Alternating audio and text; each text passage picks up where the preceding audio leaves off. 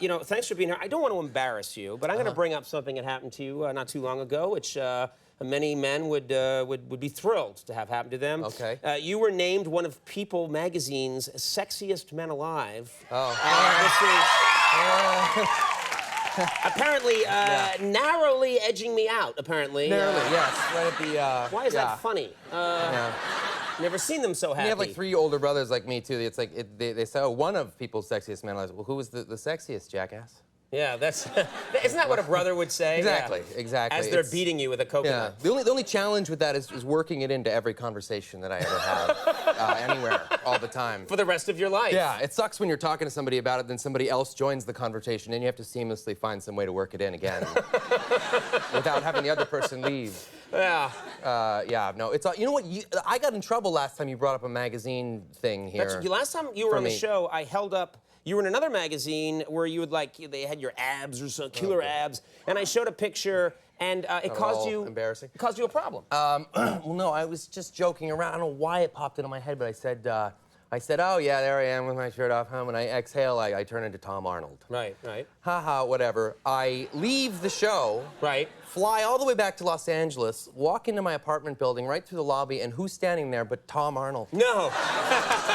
Yeah. Really? Yeah, and he just lost 50 pounds. And so he's looking good. I know. I was like, Tom, I'm so sorry. I don't know why you popped into my head. I was talking about you earlier, and you just popped into my head for some reason. And he was like he's such a great guy. I mean, I know him anyway. I mean, he's a nice guy. Such a sport, such a sweetheart. Just lost 50 pounds, and that little like verbal judo move just negated all his hard work. And then so I went up, and I'm feeling just like friggin' awful. Right. And I go up to my apartment, and I order up a really nice bottle of champagne and send it to him. And then the next day, I see him in the lobby again, and he says, you know, Ryan, you must be the only guy in the United States that doesn't know I'm a recovering alcoholic. No. Oh, yeah. You're trying so hard to be a good guy. Yeah. And it's just not working. Yeah, not so much. Well, let's talk about this. This must be exciting. You were just at the Berlin Film Festival. Mm-hmm. And any opportunity I get to go anywhere, in travel the world, I'm fascinated. Yeah. I love it.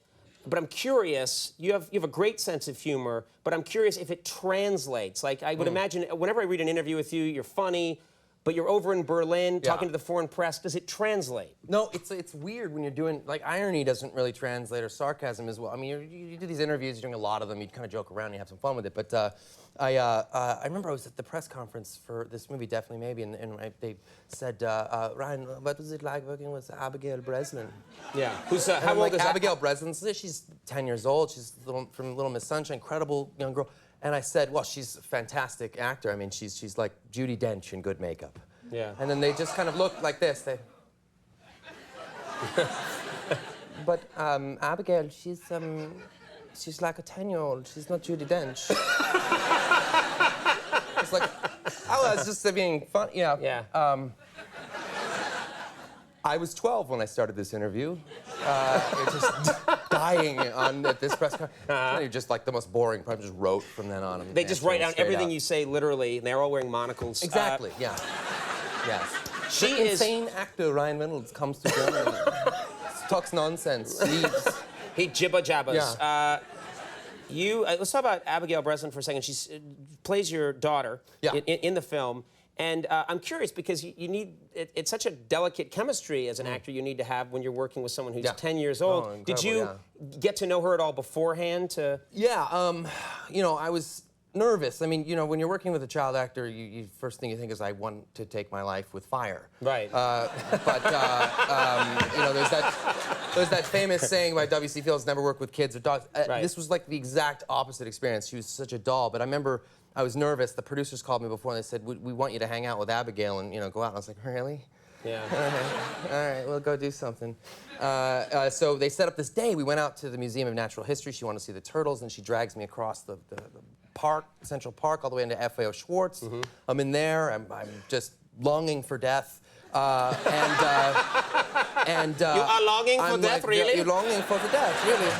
He wishes to die, this Ryan Reynolds. Insane actor Ryan Reynolds longs for death. So I'm like, okay, we got to get out of here, Abby. So let's. I buy her a stuffed giraffe, and we leave. I pay for our leave. As I'm leaving, I look at the receipt, and it's $300 for the giraffe. Oh my God. I just wanted to get out of there so bad I didn't look at the price, and I'm like, you could get a real giraffe for less money than this. Yeah. And I said to Abby, this thing was $300. This is crazy. And she's like, wow, yeah. And her mom walks up and she says, Ryan bought me a stuffed toy. It cost $300. What an idiot. And I was like, at that moment, I fell hopelessly in love with this little girl. You're like, that's a smart kid, yeah. I'm kidnapping you and keeping you for the rest of my life. Yeah, she's you really great. plan to kidnap a child? Insane kidnapping actor Ryan Reynolds. Stop him.